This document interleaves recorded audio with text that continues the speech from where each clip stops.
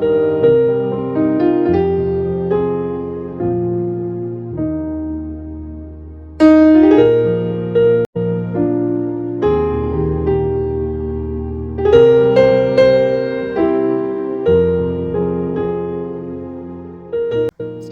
when we think about fervent witness, we're talking about the fact that Christianity is the light and the hope of the world.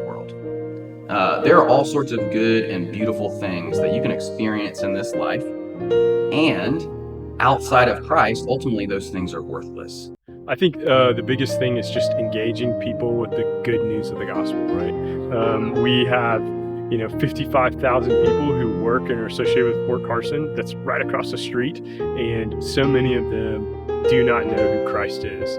And that should be enough to compel us to want to build relationships with people and then show them the truth of the gospel, because those people have a worldwide impact. They're going to move all across the world, and those people are going to take the gospel with them, and they need to know the hope of Christ. I would say that being here at Cheyenne Mountain has prepared me in a couple of different ways. One way is that I get really solid theological guidance, both from Pastor Matthew on Sundays and from Mary. I go to her Bible studies, and just so many different people I've interacted with. There's always people to answer my questions and to give a response for why they believe what they do or why they said what they do. And that's very helpful to me because I have a lot of questions. So it's nice to be in a place where it's safe to ask questions, and to probe further into detail without people getting defensive. People really welcome that here, which is really important to me. But it's also been modeled to me how to interact with a variety of people. There's people here that come from all different walks of life.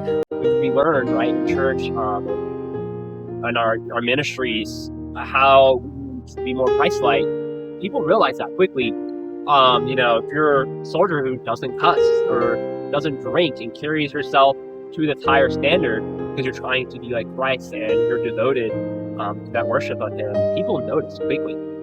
People notice, like, this person's different. Why is he so different? Why do they carry themselves so joyfully in life? And people just think it's amazing that you can have someone that's always so happy, especially in the military, and then starts to get their brain thinking, like, what is so different about this person? So it's a challenge, but I found that to be a great way to lead to discussion about Christ. One of the things is that our small groups, other things during the week where it's for our members and our attenders to come, but it's also for them to bring a friend or a neighbor to be able to see, what this church is about and meet the people. Because sometimes people will come to an event like that in someone's home before they'll step foot into a church. We also want our worship services to be a place where those who don't know Jesus are invited in and welcome. We want our worship services to be something they can understand, that they can access. Now, that doesn't mean we're interested in watering anything down. We actually believe people are really intelligent and they want sophisticated answers to sophisticated questions. What it does mean is we want to be as clear as possible in what we're doing and why we're doing it. So, for example, that's why we have a worship guide that has explanations on a Sunday morning to say, hey, this is what's happening, here's why it's happening.